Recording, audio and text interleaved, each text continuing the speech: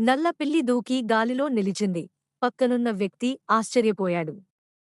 ఆ వ్యక్తి పిల్లిని తాకగా అది బెలూన్లా ఎగిరింది. అకస్మాత్తుగా లైట్ మినుకుతూ వ్యక్తి లోపలికి పడటం ప్రారంభించాడు. భయంతో కత్తిపీట పడగొట్టాడు. కాని కత్తిపీట కూడా గాల్లో నిలిచింది. వ్యక్తి పోరాడుతూ అరుస్తూ ఎవరూ వినలేదు. అతను లోతుగా పడిపోయి చివరకు కాలరంధ్రంలో పడిపోయాడు.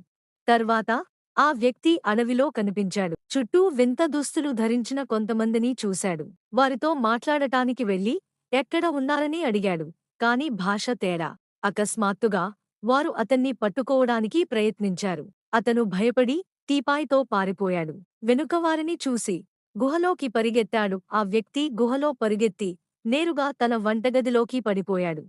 కుటుంబం అయోమయంగా చూస్తోంది. మండేవ్ ప్రశాంతంగా నటించాడు.